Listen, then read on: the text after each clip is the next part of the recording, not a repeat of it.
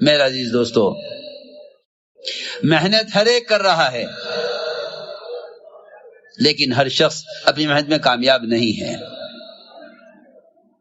ہر شخص اپنی محنت میں کامیاب نہیں ہے. کامیاب صرف وہ ہے اپنی محنت میں جس کی محنت، جس کا عمل، جس کا طریقہ، جس کی عبادت محمد صلی اللہ علیہ وسلم کے عمل کے مشابہ ہو. اسلام اور رہبانیت، اسلام اور رہبانیت، اس کا فرق یہی ہے کہ جو عمل محمد صلی اللہ علیہ وسلم کے عمل کے مشابہ ہے وہ اسلام ہے، جو آپ کے طریقے کے خلاف ہے چاہے وہ کیسی ہی اچھی عبادت ہو وہ رہبانیت ہے.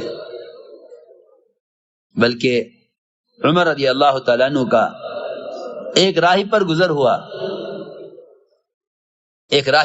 ہوا جو اپنے عبادت گاہ میں، اپنے صومعہ میں عبادت کیا کرتا تھا.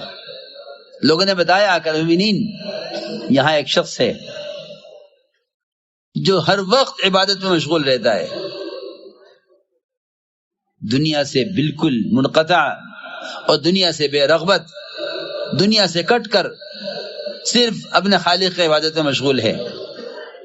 فرمایا اس کو میرے پاس لے کر آؤ.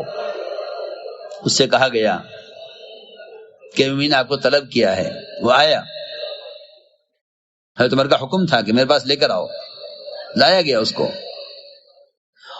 اس کے بدن کی کمزوری کو اور اس کے چہرے کو دیکھ کر جس پر بڑی تکان کے آثار تھے اور بڑی محنت کوشش اس نے کی تھی، عمر رضی اللہ دیکھ کر روئے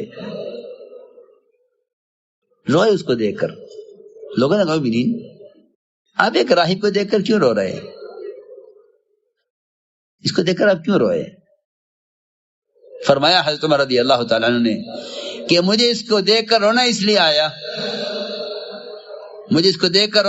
آیا کہ اللہ رب العزت نے ایسے ہی لوگوں کے بارے میں فرمایا ہے. اللہ نے ایسے ہی لوگوں کے بارے میں فرمایا ہے، هل اتاك حدیث الغاشیہ وجوہ یومئذ خاشعہ عاملۃ ناصبہ تصلی نارا حامیہ. اللہ نے ایسے لوگوں کے بارے میں فرمایا ہے کہ نبی جی آپ کو خبر ہے اس آدمی کا حال جو اپنے آپ کو بہت تھکاتا ہے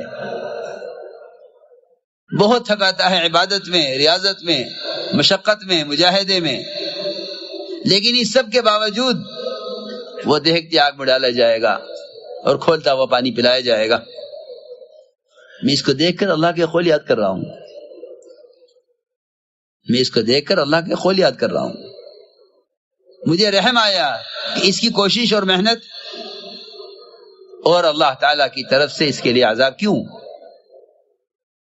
صرف اس لیے کہ محنت اور مجاہدہ تو خوب کر رہا ہے، لیکن اس کا طریقہ محنت محمد صلی اللہ علیہ وسلم کے طریقہ عبادت سے ہٹا ہوا ہے. اس لیے میں نے یہ قصہ اس لیے سنایا ہے تاکہ پورا مجمع اور پورا عملہ اس بات کو غور کرے کہ ہم مشقت میں ہیں یا مجاہدے میں ہیں. مشقت اور مجاہدے میں بہت بڑا فرق ہے. محنت کے اعتبار سے دونوں ایک سے معلوم ہوتے ہیں، محنت کے اعتبار سے دونوں کوشش میں لگے ہوئے ہیں، مجاہد بھی، مجاہدہ کرنے والا بھی، اور مشقت میں پڑھنے والا بھی.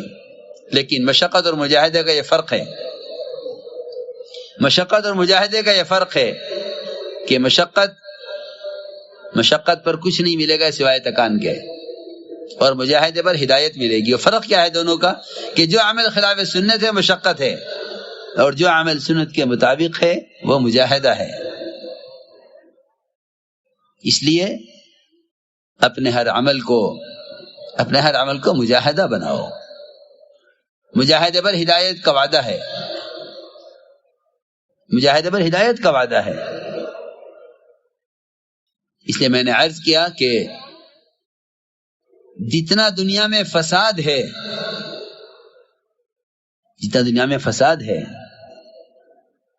اس سارے فساد کا تعلق باہر کے پھیلے ہوئے نقشوں سے نہیں ہے، بلکہ اس تمام فساد کا تعلق براہ راست مومن کے اپنے عمل سے ہے. اور یہ بھی ساتھ میں سن لو یہ بھی ساتھ میں سن لو کہ دنیا میں جتنے بھی تغیرات ہیں، فساد کی شکل میں، بارشوں کے رکنے میں، زلزلوں کے آنے میں، مقدمات کے بڑھنے میں، تجارتوں میں نقصان کے، جتنے بھی حالات عالم میں ہیں، ان سب کا تعلق صرف اور صرف مسلمان سے ہے، اغیار سے ان تغیرات کا کوئی تعلق نہیں ہے، اغیار سے ان تغیرات کا کوئی تعلق نہیں ہے۔ یہ میں اس لیے عرض کر رہا ہوں کہ جب بھی مسلمان کسی حال سے گزرتا ہے، یا وہ حالات ان کے اسباب میں ہوں، یا وہ حالات زمین آسمان کے درمیان کے کائناتی نقشوں میں ہوں، جب حالات کائنات کے نقشوں میں پیش آتے ہیں تو یہ ان کو موسم سے جوڑ دیتے ہیں، اور جب حالات ان کی کمائی کے نقشوں میں اور ان کے شخصی اور ذاتی، تجارتی، زراعتی اور ان کے سیاسی نظاموں میں حالات پیش آتے ہیں، تو یہ ان حالات کا الزام یا شیطان کو دیتے ہیں یا اغیار کو دیتے ہیں، حالانکہ ان کے حالات کے بگڑنے کا اور ان کے اعمال کے بگڑنے کا نہ شیطان سے کوئی تعلق ہے، نہ اغیار سے کوئی تعلق ہے۔ میری بات بہت توجہ چاہے گی۔ کیوں امت نقصان کی طرف جا رہی ہے؟ کیوں نقصان کی طرف جا رہی ہے؟ کیا وجہ ہے؟ وجہ صرف اتنی سی ہے کہ اجتماعی طور پر مسلمان اپنے تمام حالات کو یا اسباب سے جڑے ہوئے ہیں یا اغیار سے جڑے ہوئے ہیں۔ انہوں نے یہ کیا ہے، انہوں نے یہ کیا ہے، انہوں نے یہ کیا ہے، مسلمان اس لیے پریشان ہے۔ میں حضرت کی بات نقل کر رہا ہوں، قسم کھا کے فرماتے ہیں حضرت، خدا کی قسم، مسلمانوں کے حالات کے بگڑنے کا صرف مسلمانوں سے تعلق ہے، اس لیے کہ اصل کائنات مسلمان ہے، اصل کائنات مسلمان ہے۔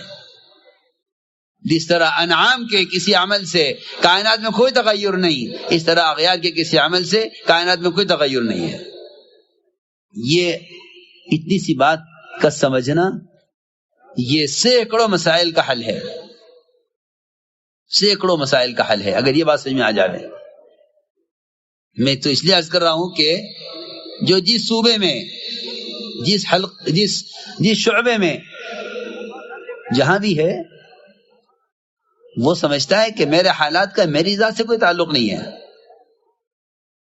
حالانکہ سمندر کی مچھلیاں تک مسلمان کے گناہ سے متاثر ہوتی ہیں، سمندر کی مچھلیاں تک مسلمان کے گناہ سے متاثر ہوتی ہیں، کیونکہ جب اس کے طلب علم کے لیے قدم اٹھانے پر ساری مخلوق اس کے لیے دعا میں مشغول ہو جاتی ہے، جب اس کے نیک عمل کا یہ تاثر ساری مخلوق پر ہے تو اس کے برے عمل کا تاثر ساری مخلوق پر کیوں نہیں ہوگا؟ ساری مخلوق پناہ چاہتی ہے مسلمان کے برے عمل سے، ساری مخلوق پناہ چاہتی ہے، کیوں؟ اور یہ اتنا نادان کہ اس کے پڑوس سے لے کر اس کے ملک تک اور عالم بھر تک جہاں جو حال پیش آتا ہے، یہ اس حال کو یا اسباب سے جوڑ دیتے ہیں یا اغیار سے جوڑ دیتے ہیں۔ انہوں نے کیا ہے۔ نہیں، ایسا نہیں ہے، بلکہ اللہ نے قرآن میں صاف فرما دیا کہ سارا فساد تیری ذات سے متعلق ہے، بما کسبت ایدی الناس۔ اس لیے حالات سے نکلنے کے لیے اور حالات کو سمجھنے کے لیے ایمان شرط ہے، اس لیے کہ مومن بینا ہے، ایک بات ایمان نہیں، وہ نابینا ہے۔ بینا کو چاہیے کہ خود اندھا نہ بنے بلکہ اندھوں کو راستہ دکھلائے، اندھوں کو راستہ دکھلائے، یہ بینا کا کام ہے۔ خود نابینا بن جائے یہ اس کا کام نہیں ہے، یہ سیدھی بات ہے۔ قرآن نے اسی طرح کہا ہے، اِنَّا لَا تَعْمَلُ الْأَبْصَارُ وَلَٰكِن تَعْمَلُ الْقُلُوبُ الَّتِي فِي الصُّدُورِ، کہ دلوں کے اندھے ان کو راستے نظر نہیں آتے کہ یہ حالات کیوں پیش آ رہے، اس لیے اللہ تعالیٰ نے تقسیم کیا ہے، حالات سے سبق لینے والوں کو ایمان والا فرمایا ہے کہ ایمان والوں کی علامت یہ ہے کہ یہ حالات سے سبق لیں گے. ان کے پیر میں ایک ٹھوکر لگے گی تو یہ فوراً کوئی گناہ یاد کریں گے اپنا کہ مجھ سے قریب میں کون سا گناہ ہوا ہے. حالات کی خرابی توبہ کی طرف لانے کے لیے ہوتی ہے. حالات کی خرابی حالات کو اسباب سے جوڑنے کے لیے نہیں ہوتی. اس وقت آپ دیکھیں گے کہ عالم بھر کا مزاج یہ بنا ہوا ہے کہ جہاں مسلمانوں کو کوئی نقصان ہو جاتا ہے وہ اس نقصان کو ضرور کسی کی ذات سے جوڑ دیتے ہیں. اگر یہ مزاج بنا، اگر یہ خیال رہا تو ہم بجائے غیروں کی ہدایت کا ذریعہ بننے کے، غیروں کی ہدایت کا ذریعہ بننے کے بجائے ہمیں خود ہلاکت کے اسباب کا علم نہیں ہوگا کہ ہم کدھر جا رہے ہیں. مسلمان تو وہ ہے، مسلمان تو وہ ہے جو دنیا میں بادشاہ بن کر رہے، خود بھی راستہ دیکھے، دوسروں کو بھی راستہ دکھلائے. ورنہ صحیح روایت میں ہے کہ آپ نے دیکھا ہوگا جب بھینس دودھ نہیں دیتی تو اس کے بچے کو کھول کے لایا جاتا ہے، اور بچہ کھول کے لایا جاتا ہے، تھنوں میں منہ لگا دیتا ہے، بھینس دودھ چھوڑ دیتی ہے اور پھر بچے کو لے جا کے باندھ دیا جاتا ہے. روایت میں ہے کہ اسے نہیں معلوم فیما عقلا و فیما ارسلا، کہ اسے کیوں باندھا گیا تھا، کیوں کھول دیا گیا، اسے نہیں معلوم. جانور ہے، مجھے کیوں کھولا گیا، پھر کیوں باندھ دیا گیا، اسے نہیں معلوم.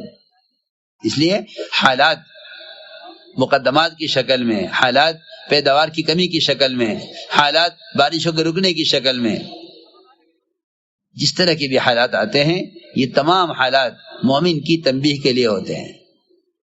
اس لیے اپنے حالات کو اسباب سے مت جوڑو، اپنے حالات کو اسباب سے مت جوڑو، کیونکہ وہ اسباب جن سے حالات کے بننے کا وعدہ نہیں ہے ان سے حالات کے بگڑنے کا بھی تعلق نہیں ہے. جب اسباب سے حالات کے بننے کا تعلق نہیں تو اسباب سے حالات کے بگڑنے کا تعلق کیسے ہو سکتا ہے؟ حالات بنتے ہیں تو اسباب سے جوڑتے ہیں، بگڑتے ہیں تو اسباب سے جوڑتے ہیں. حالانکہ اللہ تعالی حالات بگاڑتے اس لیے ہیں تاکہ یہ میری طرف آئے. وَلَنُذِيقَنَّهُم مِّنَ الْعَذَابِ الْأَدْنَىٰ دُونَ الْعَذَابِ الْأَكْبَرِ، ہم بڑا عذاب لانے سے پہلے چھوٹے چھوٹے جھٹکے لاتے ہیں تاکہ یہ پلٹ جائیں، تاکہ یہ توبہ پر آ جائیں، تاکہ یہ سمجھ جائیں. ایک باپی بیٹے کے ساتھ جو زیادتی کرتا ہے وہ اس کو راستے پر لانے کے لیے. اللہ تو حکیم ہے، اللہ تو حکیم ہے. اس لیے میرے دوستو عزیزوں، سب سے بنیادی چیز یہ ہے کہ اپنے راستے کو درست کرنے کے لیے سب سے پہلے ایمان سیکھا گیا ہے، کیونکہ فرمایا کہ مومن اللہ کے نور سے دیکھتا ہے. ایک صحابی کی ایک عورت پر نظر پڑی، اس عورت نے کہا کہ اسلام آ گیا ہے، یعنی اسلام آ گیا کا مطلب ہے کہ پردہ آ گیا. ان کی نظر ادھر اس پر پڑی، ادھر سر دیوار میں لگا، فوراً آ کے عرض کیا یا رسول اللہ صلی اللہ علیہ وسلم، میری نظر پڑی عورت پر، اس کے ساتھ ساتھ میرا سر دیوار سے لگا، یہ کیا ہوا؟ آپ نے فرمایا کہ ہاں، اللہ تعالی کا اپنے مومن بندے کے ساتھ یہ بڑے فضل کا معاملہ ہے، یہ بڑے فضل کا معاملہ ہے.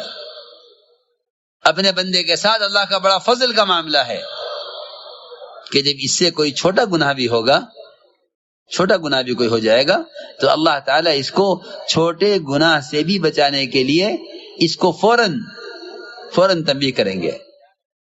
یہ اللہ کا فضل ہے، یہ اللہ کا فضل ہے کہ تمہارا سر دیوار میں لگا تمہیں بتانے کے لیے کہ تم نے یہ غلط کیا ہے. جب اتنے معمولی گناہ پر، یہ غور کرنے کی بات ہے، جب اتنے معمولی گناہ پر سر دیوار سے لگ کر سر دیوار سے مارا گیا بتانے کے لیے کہ تم سے غلطی ہوئی ہے، اس تکلیف سے گناہ معاف ہو جائے گا، اس تکلیف سے گناہ معاف ہو جائے گا، اور اس سر کے ٹکرانے سے تنبیہ ہو جائے گی، گناہ معاف بھی ہو جائے گا، گناہ یاد بھی آ جائے گا، گناہ معاف بھی ہوگا، گناہ یاد بھی آئے گا. لیکن میں پھر اپنی بات دہراؤں گا کہ جو لوگ کائنات میں پیش آنے والے نقصانات اور حالات کو اپنے اعمال سے نہیں جوڑتے، انہیں کبھی بھی توبہ کی توفیق نہیں ہوتی. انہیں کبھی توبہ کی توفیق نہیں.